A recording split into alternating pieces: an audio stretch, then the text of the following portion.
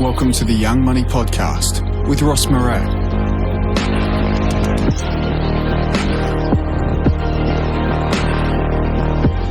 Welcome to the Young Money Podcast. We are chatting with and about all things young people.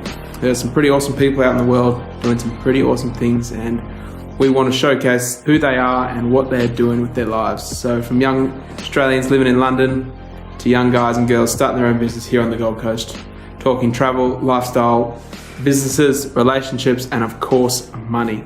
This is the first episode of the Young Money Podcast, so we want to give everyone a little bit of an insight into what we're doing here, why we're doing it, and who we are at More Time Financial. My name is Ross Marais, and I'm your host of the Young Money Podcast. I started More Time Financial approximately 2.5 years ago with my father here on the Gold Coast, and over that time I've got to meet some pretty awesome young people doing some pretty awesome things. Wherever we go, whoever we talk to, money plays a big part in our lives and a big part in young Australians' lives. So we found that we get talked about a lot, but we don't get talked to. We don't get heard very often being young Australians. And especially when money's involved, we get talked about a lot, about how we spend our money, what we do with our money, what we should and shouldn't be doing with our money. And what I want to do here throughout this podcast is get some young people on board and get their perspective about what they think about money, how they interact with money, what they're doing with their lives, how money plays a part in their lives and what they choose to do with their lives. So being a younger person myself, I understand the challenges that a lot of people are going through. I'm fortunate enough to have studied financial planning at university and, as explained, currently run a financial planning business. So I get to see the best and the worst that money can bring out in people and what it can do for people and what challenges it causes for people that don't know how to manage it or maybe don't have enough of it. But again, that is my perspective, and want to bring to you throughout this podcast some of my own experiences, the things that I see, as well as bringing on a lot of guests, speaking to a lot of young people about what they're doing and how they see the world and how they see money here in Australia and being a younger Australian. I was fortunate enough to catch up with a young Australian living in London. Her name is Danny Miller. So we're going to bring in you an episode that we filmed with her, which is really exciting. She goes through some of the challenges that she found when she moved over to London and some of the financial implications that she had trying to get a job and the cost of living in London. So we've got a few other people lined up, a few people that looked at studying their own business and people who are running their own business here on the Gold Coast.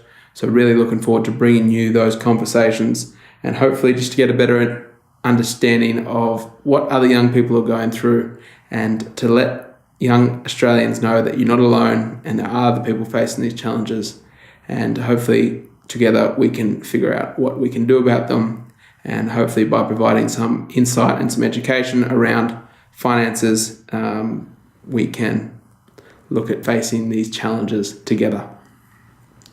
So to give you a bit more of a background about my story and where I'm coming from and what I have to say about the world. My name is Ross Marais and I am 26 years old. I currently live here on the Gold Coast. I live in Miami or North Burleigh, depending on which way you look at it. I grew up on the Gold Coast since I was about 5 years old after immigrating from South Africa with my family in approximately 1995. So when I was about 4 or 5 years old, my father was lucky enough to get a job in Australia, so he picked up the whole family and we moved to the sunny Gold Coast, which, looking back now, I'm super grateful for and can't even start to imagine the challenges and how difficult it would have been for my mother and father to make that decision and leave their families behind in a country like South Africa during that time around 1995, which for anyone listening who knows the history of South Africa will know that that was a pretty challenging time and coming out the back end of a very, very difficult challenging time throughout South African history. So very grateful for my family and my parents making that decision and sacrificing what they did to bring myself and my two brothers out here to Australia. And we were lucky enough to land on the sunny Gold Coast. So from what I've been told, we almost ended up in New Zealand and almost ended up in Perth. So very lucky that we were able to end up here on the Gold Coast. So I grew up on the Gold Coast and attended school from grades 1 to 12 on the Gold Coast. I went to university at Griffith Uni in Southport, and I studied a Bachelor of Commerce majoring in marketing and financial planning. So throughout that time, it really gave me a good insight into businesses, finance, personal finance, accounting, all that kind of boring stuff that we never get taught about, but as we get older, become more and more important. So I am really interested in problem solving. I really have an interest in helping other people, and I really enjoy educating and teaching people about something that I'm passionate about and something that I know a lot about, which is money. The other thing I really am passionate about is getting to meet people and understanding what they've gone through. As I said in the beginning of this show, there are some really, really amazing people out in the world. And unfortunately, in today's media, we only get portrayed the negative stories that happen on a day-to-day basis. And there's not enough good news stories and not enough positivity getting shared around. And that's something that I really enjoy, getting to know what people have done, what they've experienced, where they've been, what they've done, how they do it, and really get to the bottom of who they are. After university, I graduated in about 2013, as I said, with a Bachelor of Commerce, majoring in financial planning and marketing. I moved to Brisbane and I spent about 2 years living in Brisbane. So I worked a few jobs out of university, just trying to find full-time employment. And I was lucky enough to land not quite a graduate program, but something quite similar with a large financial planning firm called AMP. So they're one of the largest, if not the largest, financial planning firm in the country. They've been around for many years, and they had a program, a career changer program, which is similar to a graduate program. And I started that in 2014.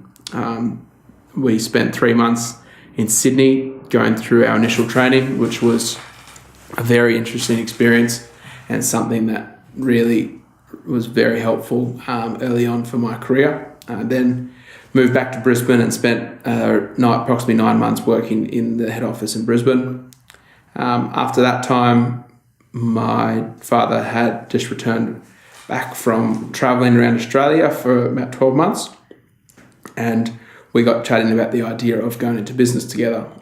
Him being a financial planner for the last 20, 30 years, had some really great experience behind him and a wealth of knowledge about the financial planning industry, and he was looking at getting back into the business after semi-retiring or back into the industry, and the timing worked out quite well because I was finishing up at my time at AMP, and we got talking about the idea of starting a business together. So over the course of approximately 6 months of planning and scheming and researching and trying to figure out how we're going to do this, we opened our doors on the 1st of August 2015. We decided to call our business More Time Financial, given the fact that there are two elements in life, and that is money and time. And there's too much emphasis put on money and not enough emphasis put on the value of time and the importance that that plays in our lives. So we have been up and sprinting for the last 2 and a bit years. It's 2.5 years. And filming this episode or recording this episode of the Young Money podcast, we have officially clicked over our second full year in business. So it's been a very challenging and very interesting 2-year period running our business and getting it up off the ground.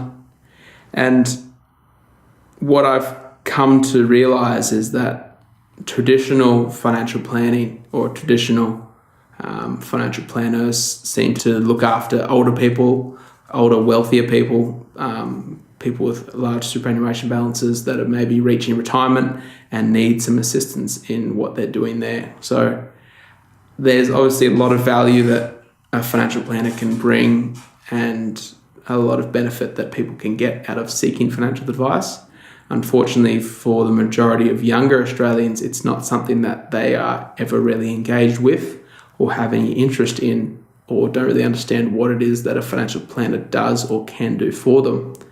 And it's not until they reach later years in life that they potentially start to understand or start to realise that they probably should have spoken to someone a little bit earlier about their personal finances and what the benefit of a financial planner can bring. So I saw this early on as a big opportunity for myself and a problem that I wanted to fix. So I've seeked out since starting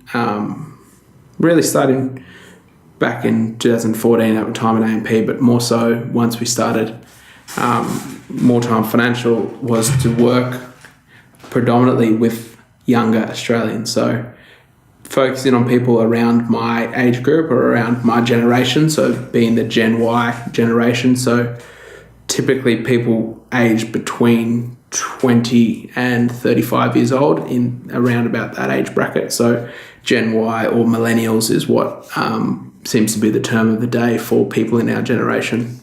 So I saw this as a really big opportunity and a big challenge to try and work with people in that age group. I knew it was going to be a challenge, and it has been a big challenge to try and engage with people around that age because, as I said, it's not something that we really consider, not really something that we ever really see the need for when we're a lot younger, going to speak to someone about money.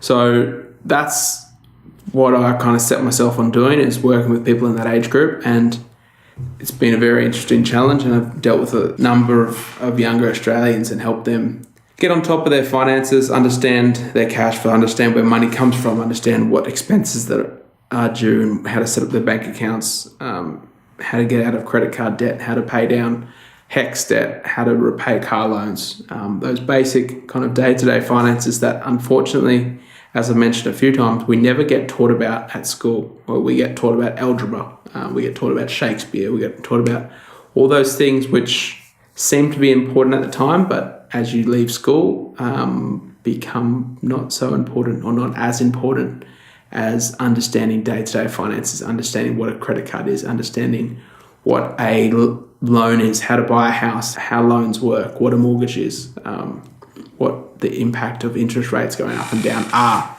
And it's not until we get to that 25, 26 or 30 years of age that these things start to creep up on us, and we kind of have that realization or that quarter life crisis when we kind of hit that 25 or 30 year mark, that we kind of wake up and go, oh shit, maybe I should be better with my money. Maybe it's time that I stop using the credit card and get out of debt.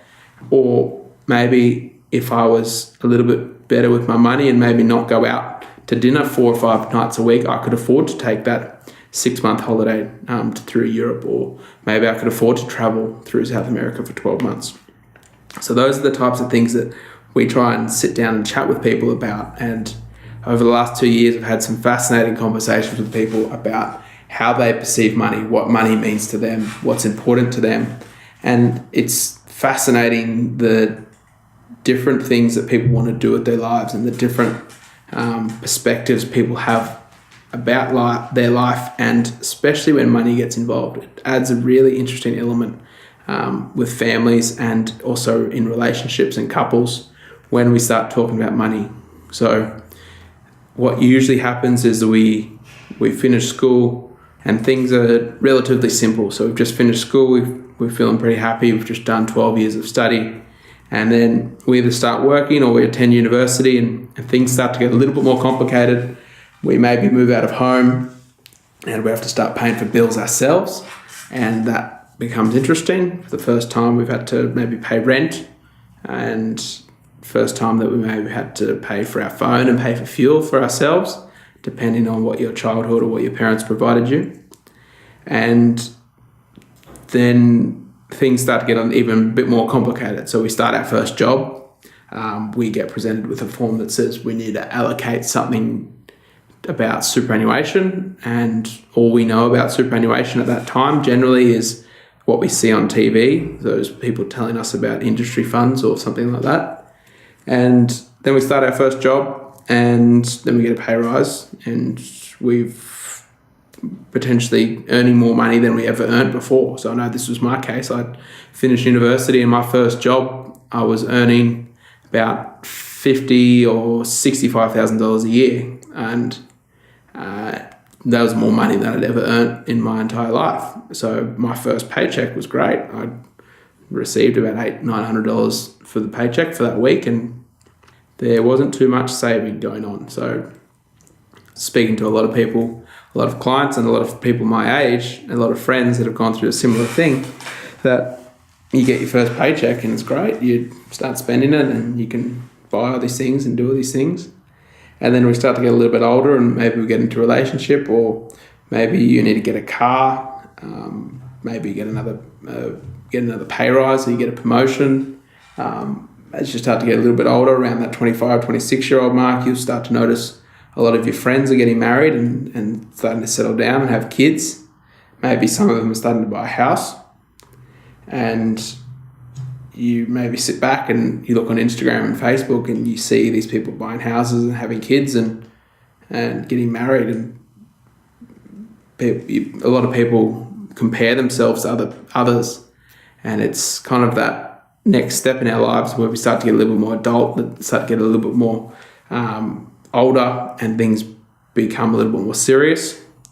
And there's generally, besides the advice from our parents and what they can give, there's no one really talking to younger people about these life decisions. So from the space of 20 to about 30 or 35, we go through 7 to 10 of life's biggest life-changing events, or the biggest life-impacting factors between that age. And generally, there's no one there telling us what to do, how to do it, and we rely on the advice of our parents, which may or may not have received the financial education themselves. More times than not, they haven't. So they have just relied on their experience, which may be a good experience, may be a bad experience, but we kind of have no other choice but to speak to them and speak to other people who have gone through it, those major life events. So as I said, this is starting your first job, buying a car, moving out of home, getting in a relationship, getting married, having children, buying a house, dealing with HECS debt, getting promotions, starting your own business, going back to university, starting university, traveling overseas, going through a breakup, all those major life events that schooling doesn't really prepare us for, and no one's there really to prepare us for what life throws at us through our teenage and into our 20s and 30s. So it's a really interesting area that unfortunately we don't get taught about too often, and that's something that I want to look at changing. I want to try and educate the younger generation, and hopefully by putting together the Young Money Show, the Young Money podcast, we can try and break through some of those stereotypes and try and break through that taboo subject of talking about money. And hopefully we can just start that conversation. So I'm not saying that everyone needs to go out and seek professional financial advice from someone like myself or for something that my business offers, but it's more about starting that conversation. There's millions and millions of articles, great videos, information out there, free information and resources online about money, how to manage your money, the do's and don'ts about working with financial professionals or buying your house or talking about money with your partner. And it's just a matter of educating yourself and talking about money and getting the word out there that it's okay to talk about money. So that's what I really want to try and get across, and that's the reason why we wanted to start the Young Money podcast and the Young Money Show. And hopefully by doing this, we can try and change that conversation just a little bit and try and impact a few people's lives and change that conversation about money. So thanks for listening for the first episode of the Young Money Show. I'm your host, Ross Marais. Young Money Show is brought to you by More Time Financial, Tune in next week.